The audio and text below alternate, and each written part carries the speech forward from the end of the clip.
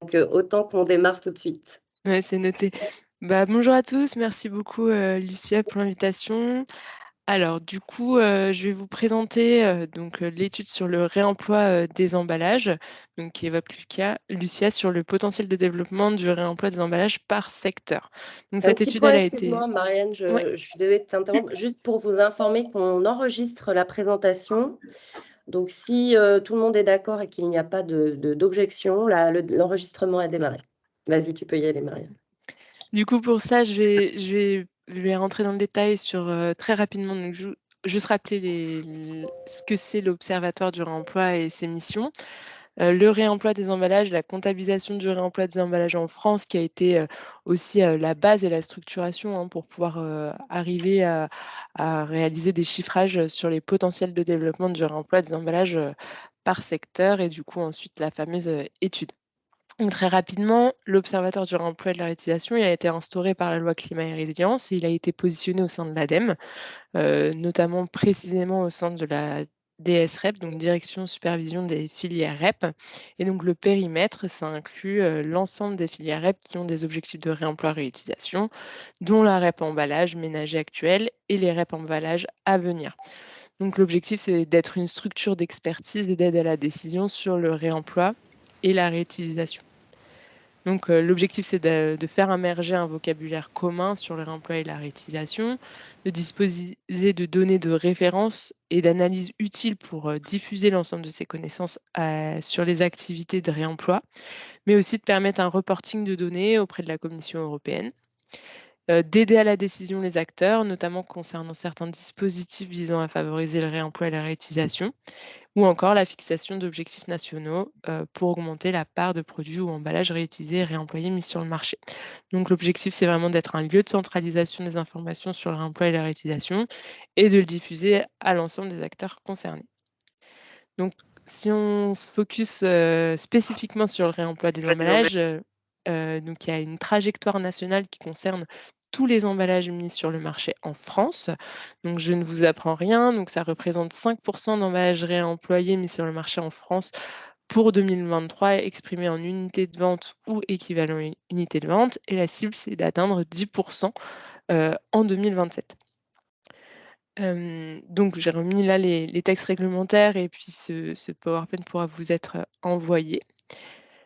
Donc si on fait très rapidement le focus sur l'étude comptabilisation du réemploi des emballages, dès 2023, les producteurs qui sont concernés par les obligations de réemploi doivent suivre leurs données d'emballage annuellement.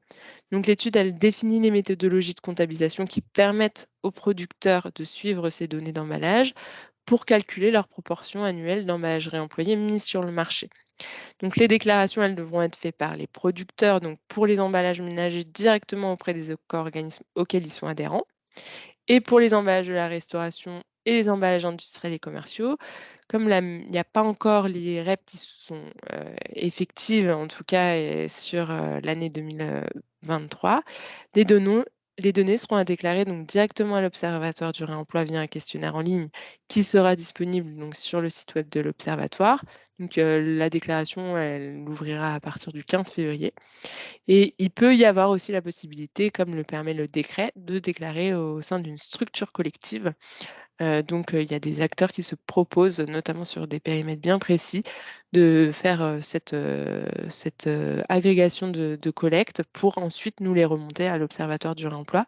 Et nous, on se chargera de faire effectivement la synthèse de l'atteinte ou non de l'objectif, en tout cas massifié, de réemploi sur l'ensemble des emballages mis en marché dont on aura eu la déclaration. Donc si on rentre plus rapidement du coup maintenant dans l'étude potentielle de développement du réemploi par secteur. Donc cette étude, elle a été publiée en octobre 2023. Et donc les objectifs de cette étude, c'était de donner les clés pour définir à horizon 2027 et à horizon moyen-long terme, donc qui représente un objectif de plus 10-15 ans par rapport à 2023. Donc on se situe aux alentours de 2034. Les potentiels de développement des emballages pour chacun des secteurs. Donc on en a étudié 47 en factualisant leurs spécificités et en prenant bien sûr en compte tous les emballages, donc que ce soit les emballages primaires, de regroupement, de transport, et d'étudier les leviers pour accompagner à la progression du réemploi. Donc comme le disait Lucia, l'étude elle a été publiée et réalisée en concertation avec de nombreuses parties prenantes, dont le réseau Vrac et Réemploi, des fédérations professionnelles, des associations, des opérateurs de réemploi, des industriels. Donc ce qu'on peut retenir dans les apprentissages, c'est que le développement du réemploi, il est spécifique à chaque secteur et il ne peut pas être regardé de manière homogène. Par contre, il existe vraiment un potentiel significatif dans de nombreux secteurs. Et pour que ce qui est important aussi, c'est que le développement du réemploi, il nécessite la mise en place d'un plan d'action adapté qui est à la fois général et décliné par sous-secteur. Et ça, c'est vraiment un prérequis à l'atteinte des niveaux de potentiel de développement de réemploi qu'on a identifiés dans l'étude. Donc, ce qu'il faut avoir en tête, c'est que c'est vraiment des actions communes qui doivent être initiées dès maintenant par l'ensemble des acteurs dans les secteurs et à approfondir. Et pour certaines actions qui sont initiées dès aujourd'hui, les impacts des transformations ne seront visibles pour certains à court terme et pour d'autres, elles auront des impacts qu'à long terme. Donc c'est aussi ça qui a été nécessaire d'ajuster la temporalité de notre étude à la fois à 2027 et à la fois dans un objectif plus long terme pour pouvoir justement projeter ce que seront ces impacts et ces transformations à plus long terme. Donc si on rentre dans le détail sur le plan d'action justement qui a été identifié dans l'étude, il a été, on va dire qu'on a essayé de regrouper 16 actions, justement, dans des thématiques, donc que je vais vous présenter. Donc il y a des actions, tout d'abord, transverses de communication. Donc communication et sensibilisation grand public, donc sur le réemploi des emballages avec une signalétique partagée et commune. Donc, et qui peut prendre en compte notamment aussi la sensibilisation aux bénéfices du réemploi, aux conséquences sur la détérioration et le vol, par exemple, des contenants et des emballages pour permettre de faire perdurer, en tout cas le plus longtemps possible, le dispositif de réemploi. On a besoin aussi d'une communication et d'une sensibilisation auprès des entreprises afin de sensibiliser aux solutions disponibles et aux pratiques de réemploi existantes pour différentes typologies d'emballage. Donc à la fois des formations techniques, des formations réglementaires, des informations aussi sur les bénéfices environnementaux du réemploi. Donc ça, c'est vraiment important pour aussi permettre ce changement de comportement, mais que ça soit sur les emballages, ménagers, mais ça peut être aussi le cas et sur les emballages industriels et commerciaux, où on se rend compte qu'il y a un vrai manque, à ce niveau-là de connaissances aussi, de solutions qui peuvent être, disponibles et déployées, pour certaines entreprises. Pour, les secteurs où le réemploi donc, est déjà majoritaire, donc, c'est ce qu'on peut avoir observé notamment dans le cas des cafés, hôtels, restaurants ou pour certains types d'emballages industriels et commerciaux. La pratique du réemploi, elle doit continuer à être valorisée et optimisée pour au moins maintenir le niveau actuel de réemploi et éviter des transferts en faveur de l'usage unique. Bien sûr, nous, notre objectif, ça serait, dans l'idéal de continuer à faire évoluer, ce niveau de réemploi. Mais c'est vrai que des fois, on observe qu'on arrive à un niveau, qui stagne pour des raisons, qui sont justifiables au niveau de l'industrie. Donc si on change un peu de thématique maintenant sur des actions plutôt transverses pour la collecte et le retour. Donc ce qui est important, c'est de pouvoir développer des points de collecte et de mettre en place une incitation au retour. Donc en ayant à la fois des réflexions sur le montant, le type et les modalités d'incitation au retour pour que le produit qui soit conditionné dans un emballage réemployable reste attractif par rapport à un produit conditionné dans un emballage à usage unique. Donc ça, on a vraiment, l'ambition qu'il n'y ait pas de distorsion, en tout cas, par exemple, sur un prix au kilo ou sur ce genre, de freins qui peuvent être, visibles à ce jour et freiner le développement du réemploi pour les consommateurs. On a identifié aussi le besoin de développement de solutions qui permettent de faciliter le stockage des emballages vides pour faciliter le retour, en tout cas, de ces emballages, au niveau des consommateurs. Donc que ça soit sur des évolutions de technologie, des évolutions logistiques, de favoriser en tout cas tout ce qui peut tourner autour de la reprise. Ensuite, quand on parle des actions plutôt transverses de mutualisation, donc on a identifié vraiment ce besoin de développement de solutions mutualisées. Donc que ça soit concernant la collecte, les centres de massification, les centres de lavage. et la définition des besoins de standards de réemploi des emballages aptes au réemploi, donc que ce soit concernant plutôt les résistances mécaniques, chimiques, propriétés barrières, sanitaires, et que ça soit bien fait en concertation avec l'ensemble des parties prenantes représentant de toute la chaîne de valeur du réemploi, et qu'il y ait une analyse de l'offre en adéquation avec le besoin, et qu'on étudie bien sûr avant de développer des standards aussi, quels sont les besoins éventuels complémentaires de ce qui existerait à ce jour. Ensuite, concernant les actions pour l'analyse environnementale du réemploi, donc il y a eu un besoin de réalisation d'études d'impact pour objectiver les performances environnementales du réemploi par rapport à l'usage unique et de préciser les conditions dans lesquelles le réemploi présente un avantage par rapport à l'usage unique et les leviers qui permettent d'améliorer le bilan environnemental du réemploi. Donc nous, à l'ADEME, et dans le cadre de l'Observatoire du réemploi, on a déjà commencé, initié et publié certaines études à ce sujet. Donc notamment l'évaluation environnementale de la consigne pour réemploi des emballages en verre en France. Il y a un premier volet qui est publié. Il y a un deuxième volet qui concerne une analyse où on vient comparer les emballages en verre consignés pour réemploi à d'autres matériaux, qui n'est pas encore publié, et un volet complémentaire qu'on a lancé également, où on vient comparer notamment le PET à usage unique par rapport au PET consigné pour réemploi et un système de distribution plutôt de re-remplissage en magasin.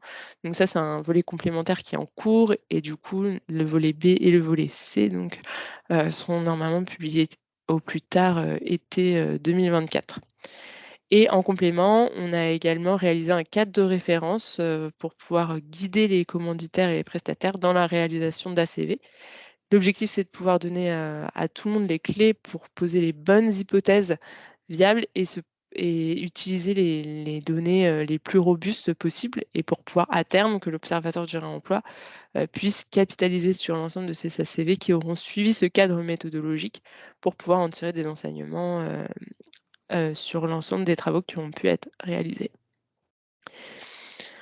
Concernant maintenant les actions transverses de R&D et de diffusion des bonnes pratiques, donc on a identifié un vrai besoin de développement de la R&D, donc bien sûr sur la base de concertation à la fois entre les fabricants utilisateurs pour des emballages qui n'auraient pas à ce jour de solution de réemploi d'emballage qui serait largement démocratisée. Donc on a pris l'exemple de Caisse-Marais, mais il peut y en avoir bien d'autres. Des réflexions sur des étiquetages adaptés au réemploi et permettant la différenciation des produits, donc notamment la R&D sur les étiquettes pour les typologies d'emballage spécifiques pour lesquelles ce sujet est un frein. Un besoin de R&D et d'adaptation des technologies, des procédés de conditionnement pour le passage vers des emballages réemployables. De la R&D concernant l'adaptation des technologies, des procédés de lavage pour pouvoir avoir des solutions adaptées aux différents besoins du marché. Donc ça peut concerner le retrait des étiquettes sur les pots bocaux, des lavages des produits gras, pâteux, visqueux ou des plus petits contenants. La réalisation de cahiers des charges partagés entre les acteurs autour des principes industriels concernant le réemploi des emballages, donc notamment le guide des bonnes pratiques d'hygiène intégrant les process de lavage pour chaque secteur, et l'identification des risques et des contaminants sectoriels et la mise en place de plans d'action dédiés et des bonnes pratiques d'hygiène partagées. La diffusion de la pratique du réemploi des emballages lors de la vente en vrac et de la vente assistée avec les bonnes pratiques de la vente en vrac diffusée, la formation du personnel et aussi une attention particulière sur le réemploi des emballages amont. Et concernant du coup des actions plus transverses, donc une réflexion sur les modalités économiques du réemploi, donc notamment avec des accompagnements financiers qui doivent notamment être réalisés tout en respectant une égalité de traitement entre les différents matériaux et produits. Des actions logistiques à mettre en place concernant aussi la mutualisation d'un parc d'emballage. Et ensuite, la définition d'un cadre commun permettant de respecter les règles du droit de la concurrence entre tous les acteurs d'un même secteur, notamment quand il y a des groupes de travail qui amènent à faire travailler du coup des concurrents ensemble pour l'avancée commune du sujet. Bonjour, je vous appelle pour savoir si vous auriez 3 chambres de disponibles pour cette semaine pour les nuitées de jeudi à 20h. Le micro d'Aurore. Merci. Du coup, je vais Marianne, une petite seconde, on va juste couper le micro de la personne Ça y est, qui c'est parle en bon. même temps que toi. Ah, super, merci Lucia. OK, merci. Donc, suite à ça, je vais vous présenter donc, les chiffrages, du coup, qui ont été déduits. Donc, dans un premier temps, je vais vous présenter, le focus sur les emballages ménagers, donc avec d'un point de vue intersectoriel et à court terme, donc c'est-à-dire à horizon 2027 en B2C. Donc là, c'est les 47 secteurs qu'on a étudiés. Donc, on met en avant sur cette frise les potentiels de réemploi euh, qui potentiels, donc qui sont conditionnés à l'atteinte justement et à la mise en place de ce plan d'action que je viens de vous présenter. Donc ce qu'il faut avoir en tête, c'est que dans ces chiffrages, on s'est projeté à horizon 2027, donc de voir ce qui était possible de faire avec les délais de transformation industrielle jusqu'à 2027.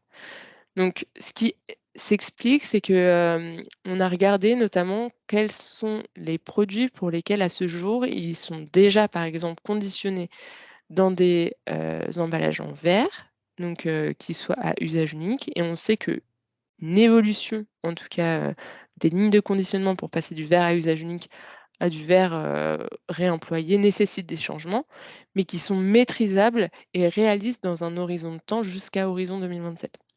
Après, c'est sûr qu'il y a des choix stratégiques qui doivent être faits, hein, par les secteurs et ça, c'est indéniable. Mais en tout cas, il n'y a pas forcément de freins technologiques à ce jour qui sont identifiés, et qui freineraient en tout cas vraiment le développement de cette transition.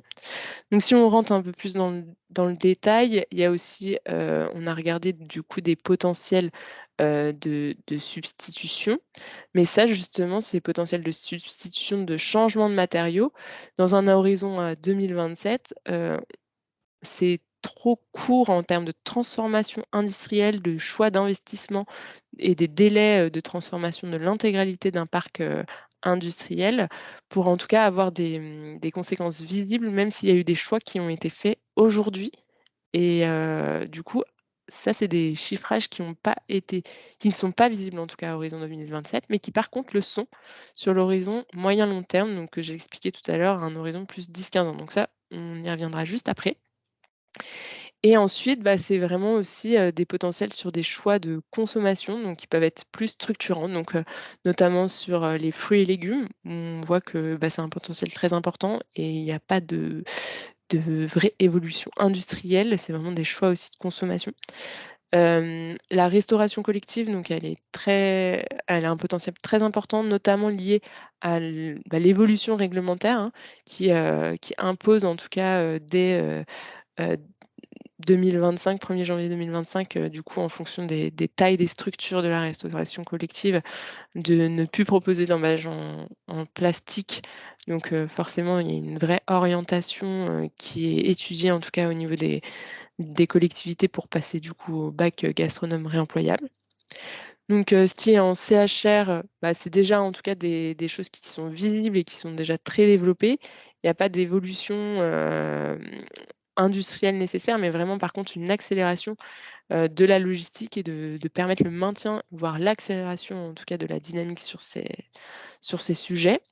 Et puis après, bah, comme je vous l'expliquais, bah, du coup sur les bières et cidres notamment, il y a vraiment un enjeu parce qu'effectivement on est déjà sur du verre à usage unique et du coup les changements industriels, s sont des moindres. Par contre, il y a vraiment une importance capitale à remettre en place, par contre, tout ce qu'on évoquait sur, la reprise, les circuits logistiques de collecte et puis aussi, bah, accompagner et permettre le développement aussi des infrastructures mutualisées de lavage, hem et pour permettre aussi la redispatch, après de ces poules d'emballage, réemployées, aux producteurs.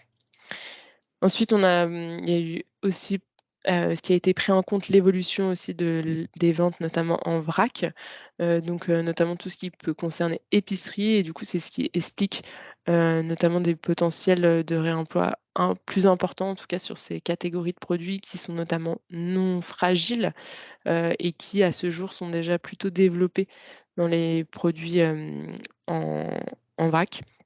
Et du coup, ce qui est aussi important, d'avoir en tête, c'est le développement, une accélération, en tout cas dans certains secteurs, du niveau de réemploi via la recharge, sachant qu'on a bien conscience du coup que la recharge nécessite tout de même un emballage.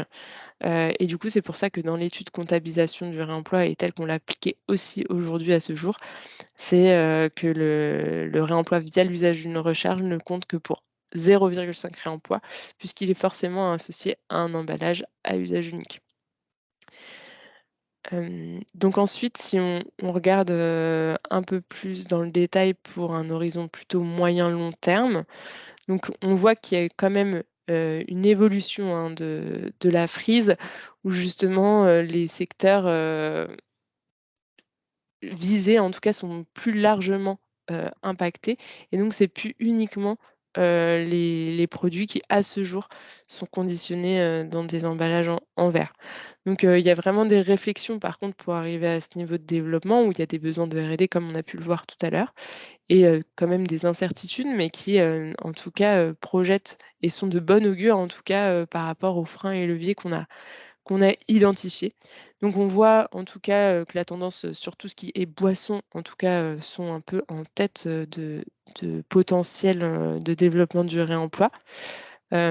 Surtout, bah, sur ceux qui sont quand même considérés en verre et sur, les boissons qui sont le moins fragiles. Il y a tout de même des potentiels, hein, sur, des secteurs comme, notamment le vin. Hem Avec notamment, bah, des emballages qui sont actuellement en verre et du coup qui n'ont pas de frein en tout cas, technique, mais qui sont beaucoup plus liés par contre à des notions, d'AOP, à des notions, de vente à l'export ou pas. Donc, il y a vraiment ces réflexions qui, doivent être, prises aussi au sein même, des fédérations. Et après on voit qu'il y a, tout un aspect sur la restauration commerciale thématique, la restauration rapide, tout ce qui tourne autour des traiteurs aussi, qui a vraiment un potentiel important et qui peuvent être aussi accélérés avec, toutes ces réflexions qu'il peut y avoir autour des standards et de développer une unité en tout cas, pour favoriser en tout cas plus facilement, la gestion des parcs d'emballage et du coup arriver à un équilibre, financier, plus facilement et du coup inciter, les consommateurs aussi à se tourner vers, ce type d'alternative, par rapport à l'usage unique pour justement, faire réduire l'écart entre le coût, que peut être aujourd'hui une solution de produit vendu dans des emballages à usage unique par rapport à une solution réemployable où justement il y a ce coût d'incitation qui rentre aussi en compte. Après, ce qu'il faut aussi avoir en tête, c'est qu'il y a des produits pour lesquels il y a des potentiels de réemploi qui resteront très faibles, et qui sont soit liés à des enjeux, réglementaires, ou notamment, bah, sur ce qui peut être des produits, pharmaceutiques, des enjeux aussi, tout ce qui peut être, des traçabilités douaniers et cetera, comme, ce qui peut être du tabac, des produits surgelés où il y a des freins réglementaires aussi là-dessus. Donc, les différentes fédérations, en tout cas, elles ont identifié dans le cadre des feuilles de route sectorielles 3R, des freins et cetera qui touchaient leur secteur au niveau du réemploi et du coup, il y a vraiment des réflexions au niveau des secteurs pour voir, si des fois c'est toujours justifié qu'il y ait, ces freins réglementaires ou s'il y a des évolutions aussi qui pourraient être envisagées, pour pouvoir accélérer aussi ce développement du réemploi au niveau sectoriel. Donc ce qu'il faut retenir, c'est que le croisement des potentiels après on a croisé du coup les potentiels de développement du réemploi et les gisements d'emballage qu'on avait, en B2C et donc pour le court terme, donc toujours conditionné à la mise en place du plan d'action que je vous ai présenté au préalable, bah, l'atteinte des potentiels de développement sur chacun de ces sous-secteurs pourrait conduire à un taux global de réemploi des emballages sur le segment B2C à aux objectifs, en tout cas fixés de 10 pour 2027. Donc ça permet vraiment l'atteinte des objectifs fixés et donc si on rentre dans le détail, 10 ça représente, plus de 11 milliards d'emballages, réemployés à horizon 2027. Et donc si on se projette, du coup sur plutôt la temporalité moyen-long terme, donc la mise en place d'un plan d'action adapté permet l'atteinte, du coup d'un potentiel de développement sur chacun des sous-secteurs qui permettrait de faire progresser le taux global de réemploi jusqu'à 25. Donc, ce qu'il faut avoir en tête, c'est qu'il existe un potentiel significatif dans de nombreux secteurs. Il est nécessaire pour l'ensemble des secteurs de contribuer à l'atteinte des objectifs de réemploi et en mettant en œuvre et en initiant dès aujourd'hui les actions nécessaires. Donc, à horizon court terme, donc 2027, comme à horizon moyen-long terme, les secteurs suivants qui apparaissent comme des secteurs prioritaires dans la mise en œuvre de ces actions. Il y a tout d'abord la restauration collective, donc, parce que c'est un secteur qui combine un très fort potentiel et un nombre d'emballages mis en marché très important. Donc, les boissons en CHR, donc les eaux et les boissons rafraîchissantes qui présentent un nombre d'emballages pouvant être réemployés très important. Le secteur de la restauration qui a aussi un potentiel très important. Et au sein des secteurs hors CHR, donc il y a les fruits et légumes, les céréales biscuits, le secteur des boissons qui représentent les plus importants potentiels en termes de nombre d'emballages réemployés. Donc quand on consolide ça à horizon 2027 et à horizon moyen-long terme, on se rend compte du coup à ce jour, enfin en projection 2027, que notamment le secteur de la restauration et des boissons, c'est vraiment ça qui tire l'ensemble des potentiels de réemploi. Et par contre, quand on regarde à horizon moyen-long terme, on voit que justement ces croissants, enfin du coup, se réduisent pour laisser en tout cas plus de place, notamment à ce qui peut être l'épicerie, ce qui peut être hygiène et entretien et alimentaire frais transformés, sachant que ça reste quand même la restauration et les boissons qui lead tout de même les potentiels de réemploi par secteur. Donc voilà, j'ai fini ma présentation, donc on peut passer aux questions et en fait, je me rends compte que j'ai tout de même oublié une slide que j'aurais dû rajouter, notamment sur les potentiels de réemploi en B2B. Donc je peux quand même en dire quelques mots rapidement. On n'a pas pu se projeter sur la même méthodologie parce qu'à ce jour, il n'y a pas de données suivies précisément sur les emballages B2B.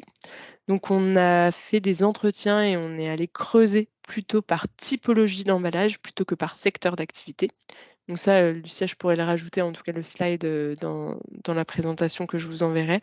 En tout cas, ce qu'il faut avoir en tête, c'est qu'il y a des typologies du coup d'emballage comme ce qui peut être des palettes, les fûts de bière, des caisses plastiques en tout cas qui ont des potentiels qui sont importants. Et qui doivent en tout cas être continués à déployer pour prendre de plus en plus de place. Mais comme on n'a pas réussi à les réattribuer par secteur d'activité, il y a une difficulté en tout cas supplémentaire pour pouvoir projeter justement des potentiels de développement et on n'a pas justement du coup pu sommer la part des emballages industriels et commerciaux dans les différents secteurs d'activité là que je vous ai listés précédemment. Donc en tout cas, nous, on a bien conscience que sur les enjeux EIC, il y a vraiment quelque chose à faire et c'est pour ça que dans le cadre de l'Observatoire du réemploi et de la réutilisation, on lance une étude sur l'aspect opérationnel du réemploi des emballages industriels et commerciaux en avance de phase par rapport à la mise en place de la REP.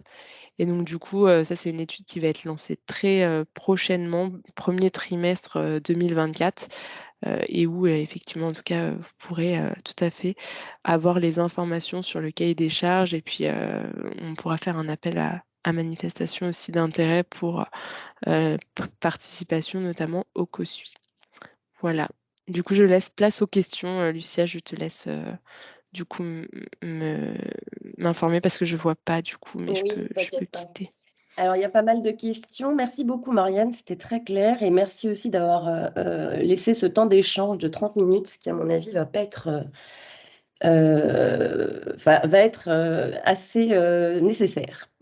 Alors, déjà, moi, sur le plan d'action que tu as présenté, est-ce que tu peux nous préciser si c'est un plan d'action qui est à destination des entreprises ou si c'est un plan d'action qui va être mis en place par des instances, l'Observatoire ou l'ADEME? Donc du coup, ce plan d'action, en tout cas, il est vraiment inscrit dans le livrable, hein, et nous, on insiste bien sur le fait que les potentiels qu'on a projetés sont bien conditionnés à l'atteinte de ces potentiels. Donc, il y a des éléments, hein, qui ont servi notamment, à l'écriture aussi du cahier des charges, hein, d'agrément sur les emballages ménagers, sur les emballages de la restauration. Il y a eu des points, en tout cas, qui ont été, inscrits justement, par exemple pour inciter, à réduire le coût du réemploi, notamment en facilitant et en mettant en place justement par exemple, un accompagnement au coût de collecte, hein, pour permettre de faire baisser, notamment le coût du réemploi. Donc ça, c'est des choses qui ont commencé à être mis en place, dans les cahiers de la charge. Après, il pourrait y avoir en tout cas des transformations, réglementaires. Malheureusement, nous, en tout cas au niveau ADEME, nous on n'est pas en mesure, d'effectuer, des inscriptions, en termes réglementaires et ça, c'est vraiment de la charge du ministère. Donc, Mmh. il y a aussi cette prise de conscience, du fait que c'est des actions qui doivent être initiées aussi par les industriels eux-mêmes Mmh. et par les fédérations professionnelles. Donc du coup, c'est des choses qui sont réfléchies aussi et puis aussi au niveau des éco-organismes, pour essayer d'avancer sur ces thématiques. Mais, en tout cas, à ce jour, il y a pas de transformation, plus que ça, que des exemples que j'ai pu citer d'intégration dans les cahiers des charges.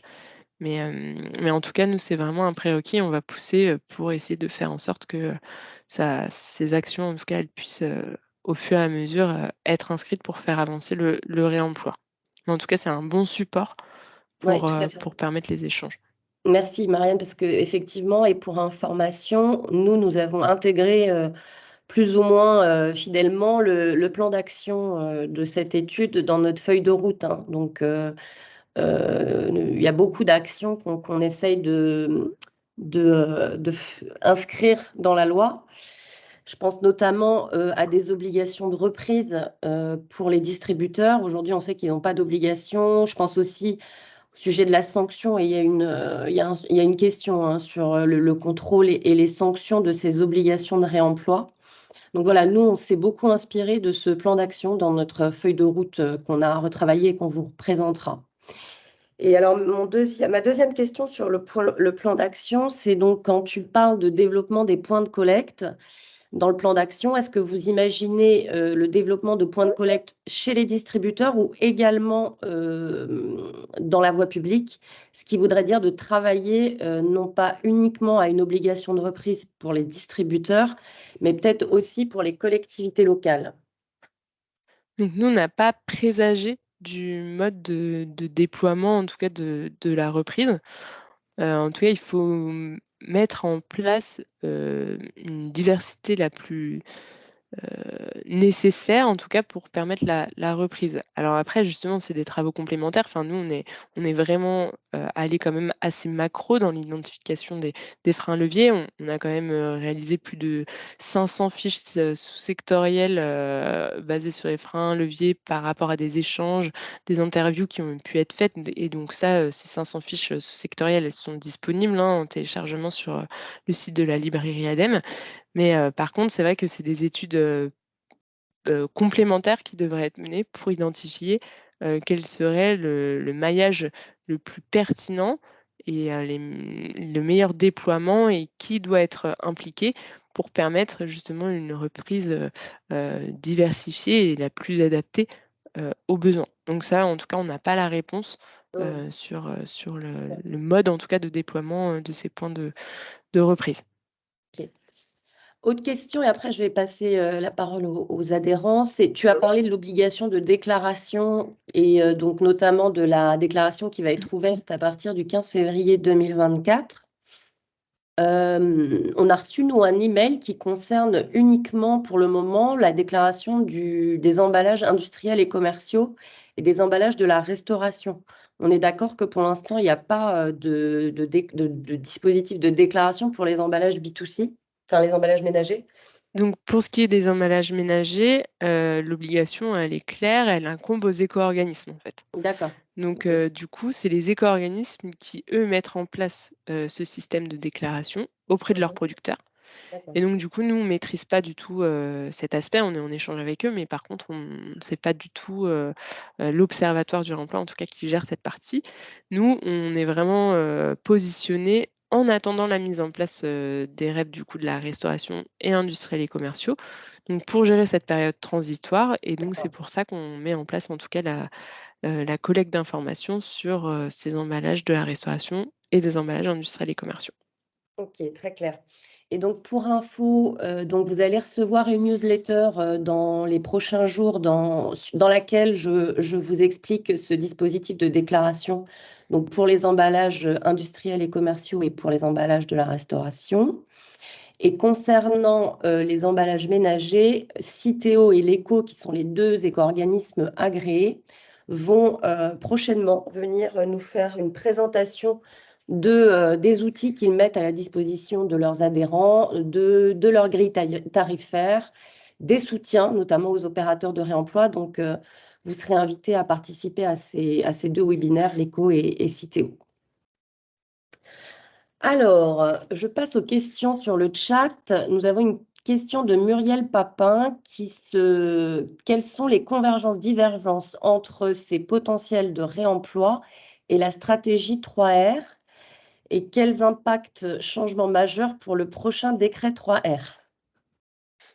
Alors du coup, ce qu'il faut avoir en tête, c'est que l'étude sur les potentiels de développement du réemploi est plus large que la stratégie nationale 3R, puisque la stratégie nationale 3R ne regarde que d'un point de vue plastique. Là, nous, dans notre étude sur les potentiels de développement du réemploi, on est vraiment allé regarder sur l'ensemble des possibilités, en tout cas, de réemploi, et pas uniquement ce qui pouvait venir en substitution du plastique à usage unique. Donc, c'est-à-dire que sur le secteur qui va être le plus visible, notamment des boissons, on est allé regarder tout ce qui pouvait être aussi potentiel de réemploi au niveau du verre, ce qui n'est pas du tout étudié dans la stratégie nationale 3R sur l'aspect réemploi. Donc, ce qu'il faut avoir en tête, c'est que ces travaux, ils sont complémentaires et du coup, ils sont quand même complémentaires. Et donc, nous, en tout cas, on pousse pour que le réemploi, il ne soit pas regardé uniquement en substitution du plastique à usage unique, parce que pour nous, ça n'a pas vraiment de sens. Et il y a des potentiels de réemploi au niveau de certains produits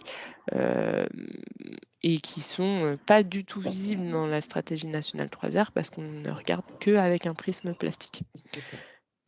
Merci Donc, Marianne.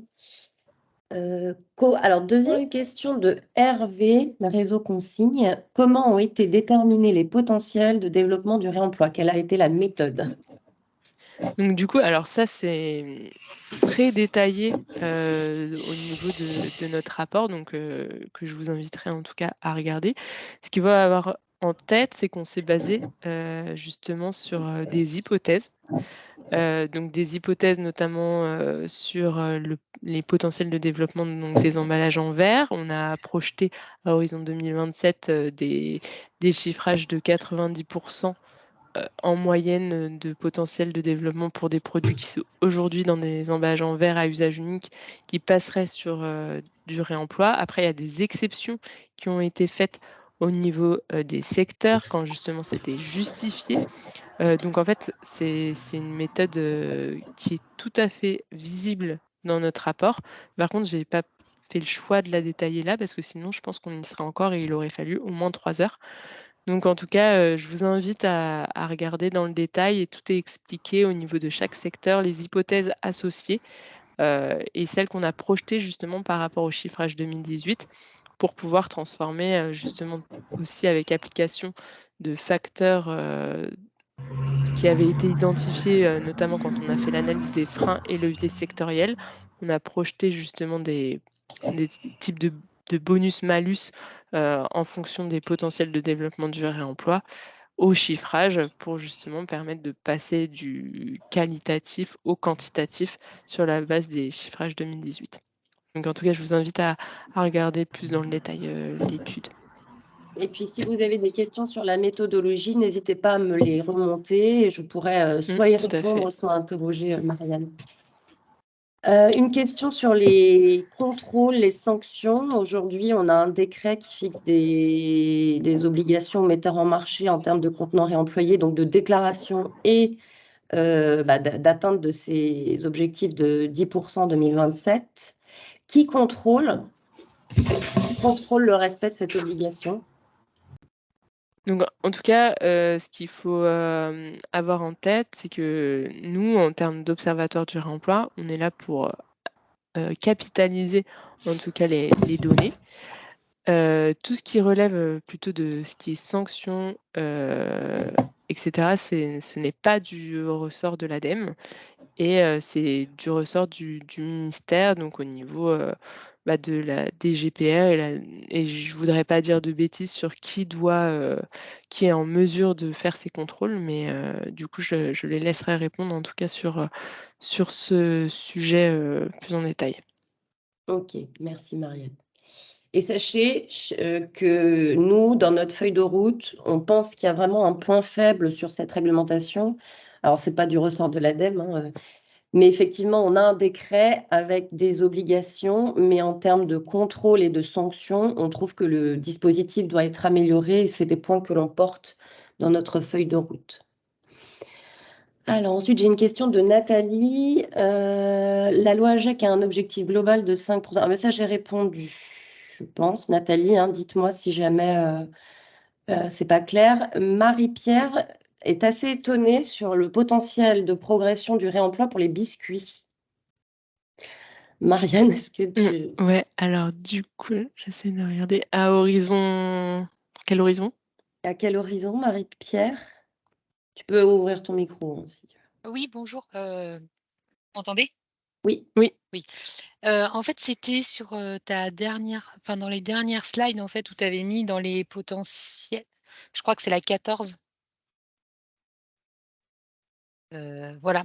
Ouais, ici, là. Au sein des secteurs ORHF, les fruits et légumes, les céréales, les biscuits, sont les potentiels les plus importants. Donc j'avais pas là, c'est 2027 peut-être Ouais, la c'est les date? 2 en fait, du coup, à ce niveau-là, il faudrait rentrer dans l'étude, plus en détail, mais au niveau des secteurs, d'activité, des fois, ils ont été regroupés.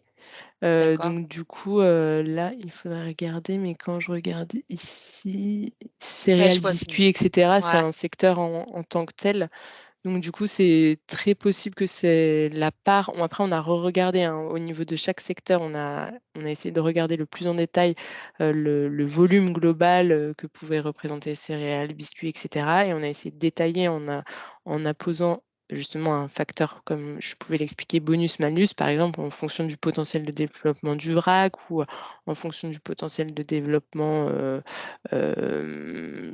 sur les biscuits, ça peut être aussi, du préemballé par exemple ou ce genre d'action et donc du coup après on a projeté par rapport au chiffrage de 2018 sur les mises en marché et on a calculé par rapport aux freins et leviers et le pourcentage global au niveau de la catégorie.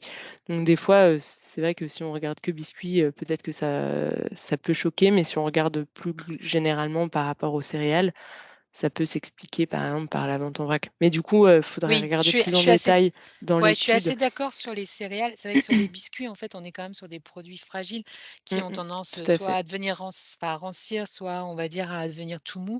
C'est vrai que j'étais assez inquiète là-dessus. Oui, oui, alors après, il faut pas hésiter à regarder aussi, les fiches, sous-sectorielles où il y a eu des freins justement qui ont été identifiés, notamment, parce que par exemple dans une catégorie biscuits, il peut y avoir des biscuits mous, des biscuits secs, des biscuits gras, des biscuits enfin et du Oui, coup effectivement nous aussi on a été limité à un moment à on pouvait pas, sur une étude de 1 an, aussi large que ça, rentrer aussi dans le détail de chaque sous-produit et du coup, ça reste aussi aux responsabilités des fédérations professionnelles après de reprendre effectivement, nous, ces chiffrages, au niveau de leur feuille de route 3R et d'insister que sur le côté réemploi, nous, on est tout à fait favorable à ce qu'ils aillent au-delà de juste, du plastique à usage unique et de regarder plus globalement et justement, de pouvoir détailler, au niveau des biscuits, mous, gras, secs, cassants, parce que nous, on ne peut pas en fait à notre niveau, on n'a pas assez de données pour pouvoir, en tout cas, creuser et être plus pertinent et détaillé, justement dans la catégorie biscuits, c'est quoi le potentiel sur les biscuits mous, c'est quoi le potentiel sur les biscuits durs, et donc ça, c'est au niveau des fédérations de continuer ce travail, et ça, cette étude du coup, c'est pas un point final, hein, c'est vraiment aussi une première base et qui ne mérite qu'à être, creusée plus en détail pour justement affiner ces éléments, quoi. OK, merci. Alors, j'ai une autre question de Nathalie Couleur-Vrac que je vais un petit peu préciser. Donc, en 2023, les metteurs en marché qui ont un chiffre d'affaires supérieur à 50 millions d'euros devaient être à 5% d'emballage réemployé. Puis après, ça s'applique progressivement jusqu'en 2027 à tout le monde pour atteindre les 10%. Mais en tout cas, sur ces 5% pour les plus gros metteurs en marché, est-ce qu'aujourd'hui, l'ADEME ou l'Observatoire du réemploi ont une idée sur la question de savoir si ces 5% sont atteints? Donc en fait, nous, on va pas présager de choses, enfin, on va attendre d'avoir les déclarations. Après, ce qu'il faut, avoir en tête, c'est que, c'est des objectifs qui deviennent mutualisés à partir du moment où on adhère à une structure collective, et donc c'est le cas à partir du moment où on est sur des emballages, par exemple ménagers, et on adhère à un éco-organisme. Du coup, la responsabilité, d'atteinte, en fait, elle est, enfin, c'est peut-être pas le bon terme, en tout cas la responsabilité d'atteinte, mais l'objectif, en tout cas, il incombe à la somme, justement des obligations des adhérents de l'éco-organisme. Donc, je ne sais pas si c'est plus clair, mais en tout cas, nous, on va regarder, cet aspect-là une fois qu'on aura eu les déclarations, qui nous auront été faites, de la part des éco-organismes et individuellement, ou structures collectives, dans le cadre des emballages qui ne sont pas encore sous REP. Très clair. Ensuite, on a une question sur le lait. Pourquoi un si faible potentiel de réemploi? Je pense que sur la méthodologie, on a répondu avec la question sur les biscuits. Après, moi, je pense que le lait, déjà, il y a un frein qui est l'interdiction de la vente en vrac pour le lait, qui peut représenter un frein au potentiel de réemploi, et aussi le sujet du lavage des bouteilles qui contiennent des corps gras comme le lait, qui peuvent venir un peu diminuer les potentiels de réemploi. Marianne, je te laisse compléter. Ouais, tout à fait. Alors, ce sera peut-être plus détaillé dans l'étude, mais il y a aussi, le type, de lait. Enfin, si on fait le parallèle, par exemple, avec des pays, plutôt anglo-saxons où ils sont, sur, une consommation de lait, frais ou pasteurisé et pas UHT, donc c'est le réemploi, en tout cas, de contenants, emballages, pour le lait UHT, en tout cas, à ce jour, est pas énormément développé, hein. On a connaissance, je crois, d'une initiative. Donc en tout cas sur une projection, c'était compliqué, en tout cas, mais pas impossible. Mais par rapport justement aux projections sur les quantités, en tout cas de produits aujourd'hui vendus, ça ne me paraissait pas du tout réaliste, en tout cas, de pouvoir faire évoluer, plus que ça, en tout cas sur l'aspect préemballé, sans, induire aussi des changements de consommation, importants. Donc, en tout cas, c'est un produit sur lequel le potentiel de réemploi est effectivement pas, énorme. Merci Marianne. Ensuite, on a une question de Julien. Est-ce que des contraintes sont prévues afin d'inciter les producteurs? Alors là, je pense que bon, on a déjà compris que c'est pas l'ADEME qui a le pouvoir pour légiférer, et c'est dans notre feuille de route, Julien, de prévoir des sanctions et des contrôles à ces obligations. Nicolas Dauvé, Biocop, quel levier est activé par segment pour atteindre les potentiels présentés? Réemploi industriel, vrac, recharge. Alors je suis pas sûre d'avoir compris l'action. En tout cas, ce qu'il faut, savoir, c'est que dans les projections, on a pris en compte tous les potentiels, types de réemploi. Donc c'est-à-dire qu'on a bien regardé le potentiel de réemploi sur le préemballé, sur le vrac, sur la recharge. Donc je sais pas si c'était ça la question? Nicolas, si tu veux prendre la parole, vas-y. Oui, c'était bien ça la question, savoir, dans le potentiel, c'était quoi la répartition sur les trois leviers qu'on peut avoir? OK, Réemploi alors du coup, industriel, vrac ou recharge?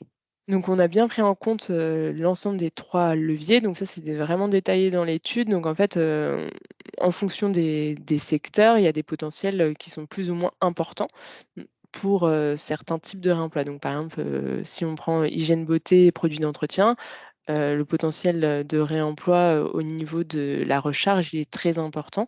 mais ça n'empêche pas qu'il y a des potentiels également sur le préemballé et sur le vrac. Mais par contre, je ne sais pas, sur ce qui peut être des eaux en CHR, par exemple, on n'a absolument pas pris en compte un potentiel de développement en recharge, et c'est vraiment le préemballé qui domine.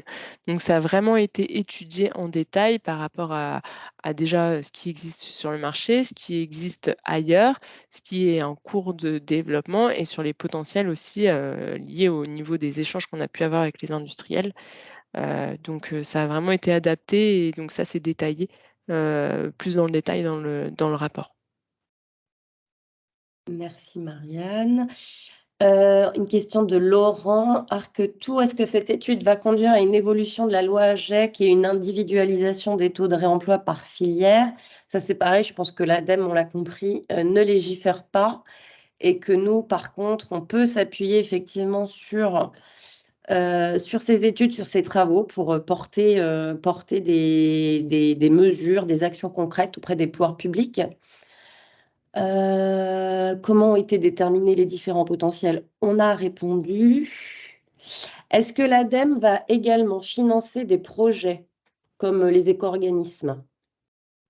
Donc, en termes d'accompagnement financier, nous, à l'ADEME, on ne vient pas en substitution des obligations des éco-organismes. Donc, à partir du moment où les éco-organismes, ils ont une obligation d'accompagnement avec une enveloppe financière dédiée, donc ce qui est le cas sur les emballages ménagers, l'ADEME n'a pas pour rôle justement de venir se substituer à cette obligation-là. En revanche, sur ce qui n'est pas encore sous REP, comme ça a pu être le cas du coup, l'année passée, on avait un dispositif, financier pour accompagner notamment, ce qui était du passage, au réemploi en restauration collective, et du passage au réemploi sur ce qui était des emballages industriels et commerciaux. Donc ça, c'est un dispositif qui est en réflexion pour 2024 également. Mais à ce jour, on n'a pas d'accord, et on n'a pas de visibilité, en tout cas, sur sa date de sortie. Mais normalement, il n'y a pas de frein, en tout cas, à ce qu'on puisse avoir un dispositif du coup courant d'année sur cette thématique-là, hors emballage ménager, je précise bien. Merci. Une autre question de Muriel. Les potentiels par secteur pourraient-ils être transformés en obligations? Faut-il une nouvelle loi? Et quel lien avec la PPWR? Marianne, Muriel, je pense que tu as compris que l'ADEME ne légifère pas. Mais voilà. Oui, et du coup, juste pour, c'est vrai que là, il y a le point de la PPWR. C'est vrai que c'est un sujet, et il y a aussi des enjeux au niveau des différents, on va dire, pays, où à partir du moment où il y a une réflexion sur un aussi projet de règlement en droit de l'État même, il y a aussi on ne peut pas forcément remettre en place de nouvelles réglementations à partir du moment où il y a aussi des réflexions au niveau européenne qui touchent cette thématique, au risque de ne pas aussi être validé au niveau de la Commission européenne. Donc il y a des, en tout cas, ce sujet, il est bien regardé, mais il y a aussi cet impact sur la réglementation européenne qui impacte tout à fait le périmètre aussi français et ses évolutions. Et notamment la PPWR, là, le projet exclut en l'état le secteur des vins des obligations de réemploi, ce qui est un petit peu dommage parce que ce secteur a un beau potentiel de réemploi. Tout à fait. Et après, Oui. justement, il y a vraiment des réflexions et des stratégies justement qui sont étudiées par les États pour essayer en tout cas, de permettre de pouvoir aller au-delà des objectifs inscrits par le règlement, et justement de ne pas être restrictif. Mais c'est vraiment des discussions qui sont en cours, et pour l'instant, on n'a pas le fin mot de l'histoire, en tout cas. Alors, les centres de lavage sont-ils concernés par la déclaration? J'ai répondu par écrit. Nathalie de Couleur Vrac, est-ce que, Marianne, dans les différents secteurs qui ont été analysés, il y a des produits pour lesquels on envisage de l'emballage en PET réemployable? Donc on n'a pas fermé la porte justement à cette thématique. En fait, on n'a pas forcément présagé la finalité de l'emballage. Donc pour ce qui était des hypothèses sur le verre, ça, oui, on l'a vraiment fait. Par contre, on a considéré qu'il pouvait y avoir un potentiel de substitution, du coup, soit d'un matériau vers un autre, mais sans arrêter lequel. Et on n'a pas interdit un potentiel de développement du réemploi avec du PET réemployé, parce que c'est effectivement des alternatives, en tout cas, qui sont étudiées par certains acteurs et secteurs, notamment sur le secteur des boissons. Donc, nous, on n'a pas présagé, en tout cas, de la finalité de ce que serait le marché à horizon court terme ou long terme. Ok, merci. Je pense que ça répond aussi à la question de Aurélie qui demandait si, avec la suppression des emballages à usage unique, on a une idée du report des bouteilles plastiques vers le verre. Non, effectivement, du coup, on a bien identifié qu'il y avait un besoin et que justement, on a fait des hypothèses sur des substitutions, mais sans arrêter vers quel type de produit ça irait. Ok. Et est-ce que tu as en tête les freins au développement du réemploi pour les spiritueux? Alors là, j'irai vraiment sur la pige parce que je n'ai pas Ouais. en tête pour chaque secteur. Ok, Berthelmé, j'irai regarder moi ce sujet. Si vous voulez m'envoyer un email sur la boîte contact et je pourrais regarder ça pour vous si vous le souhaitez. Ouais, de mémoire, il y a quand même des vrais enjeux au niveau de l'export. Mais là, comme ça, j'en ai pas vraiment d'autres qui me viennent tout de suite en tête là. Ok, alors après, Aurore, tu as une question. Est-ce que tu veux bien ouvrir ton micro? Tu rebondis par rapport à un message de Nathalie. Quelle est la réponse à cette question, notamment quel est le taux actuel des boissons CHR et des bières cidres? Bonjour. Il me semble que du coup Nathalie m'a répondu avec les 40% actuellement sur le CHR. Et ok, 40% de réemploi, c'est ça? Le taux actuel d'emballage réemployable sur le CHR. Sur les boissons, ok. Sur les boissons Marianne, CHR. ça te parle, ces 40%? Avec Alors les, comme avec ça, les bières là, en fût. en fait, ce qu'il faut avoir en tête, il y a aussi cette notion d'équivalence. Donc là, dans le calcul, je ne sais pas comment ça a été fait, mais notamment dans la comptabilisation du réemploi, pour ce qui est des fûts, on peut aussi les comptabiliser à équivalence pour les passer entre guillemets à équivalence bouteille, pour favoriser aussi, pour pas que le passage, par exemple, d'acteurs qui font actuellement de la bouteille et qui se tourneraient vers des fûts voient leur taux de réemploi baisser. Donc là, je sais pas trop d'où sort ce chiffre et nous, on parle vraiment en réemployé, hein, et pas en réemployable. C'est un Ok, chiffre et que j'avais vu sur les Marianne, documents de l'ADEME. Bonjour, c'est Nathalie. C'est un chiffre que j'avais eu sur les documents de l'ADEME qui étaient disponibles sur la médiathèque de Réseau Vrac. Le 40% de réemploi en CHR. Ok, si tu peux Ok. retrouver la source précise d'ici la fin, on pourra. Joker.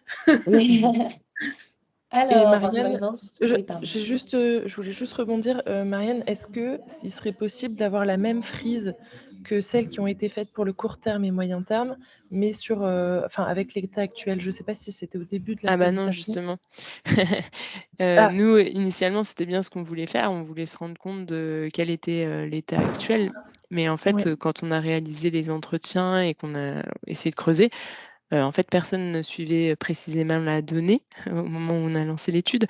Donc en fait, cette donnée n'existe pas et du coup, c'est bien pour ça qu'on s'est projeté sur des potentiels de développement et pas des marges de progression puisqu'en fait, on n'avait pas de vision sur quel était l'état à date. Donc là, en 2024, je pense, au niveau du 3e trimestre, on pourra faire sur la base des données qui nous auront été déclarées un potentiel. Après, d'aller autant en détail au niveau des secteurs, on va essayer, mais par rapport à ce qui est déclaré aujourd'hui, on va voir ce qu'on est capable de faire et par rapport aussi à la qualité des données qui nous seront remontées. Sachant que c'est la première année, hein, donc on sait bien qu'en première année, on essuie quand même les plâtres de beaucoup de choses. Donc on va voir ce qu'on est en mesure de pouvoir présenter. Mais en tout cas, on n'a pas pu faire dans l'étude, en tout cas, cette frise avec un T0 actuel, puisque personne ne suivait ces données et n'était en mesure de nous le remonter. Merci Marianne. Alors, nous avons une question d'Hicham sur la REP restauration. Quels sont les tarifs? Alors, aujourd'hui, à ma connaissance, Marianne, il n'y a pas d'éco-organisme agréé sur cette REP restauration. Donc, on n'a pas d'idée aujourd'hui de la grille tarifaire. Non, ça ne serait normalement tardé, Tardé.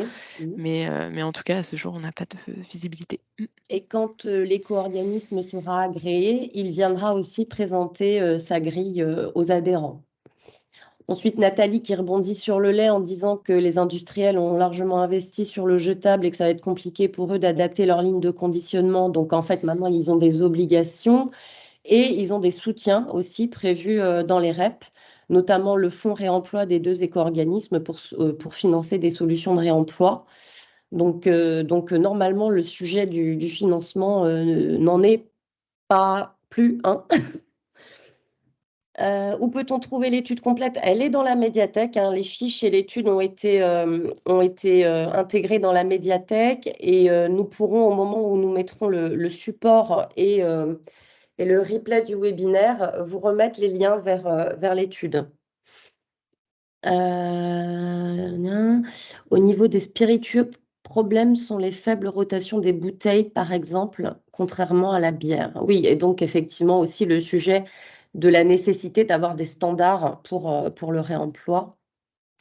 40% ça, on a répondu. Difficulté également à créer un standard. Voilà, exactement. Voilà, donc on a fait le tour des questions. On est à 12h01. Je suis super contente. On a dépassé que de 1 minute. Donc, je veux bien laisser, s'il y a 1 ou 2 questions encore à l'oral, vous pouvez. Et puis, sinon, je vais remercier beaucoup Marianne. Et puis, vous souhaiter une bonne fin de journée. Marianne, je te laisse le mot de la fin, si tu veux. Oui, merci en tout cas à tous pour votre attention. Donc n'hésitez pas à vous référer directement à l'étude et du coup, effectivement, comme le proposait Lucia, s'il y a vraiment des questions précises, sur lesquelles vous ne trouvez absolument pas la réponse, de les formuler vers Lucia et puis on pourra en tout cas rééchanger, sur ce sujet. Moi, je vais vous envoyer de toute façon la présentation et je vais rajouter la petite slide sur le B2B. Désolée, j'ai vraiment oublié d'insérer ce sujet. Super. Merci Marianne et très bon après-midi à tout le monde. Merci, au revoir. Au revoir.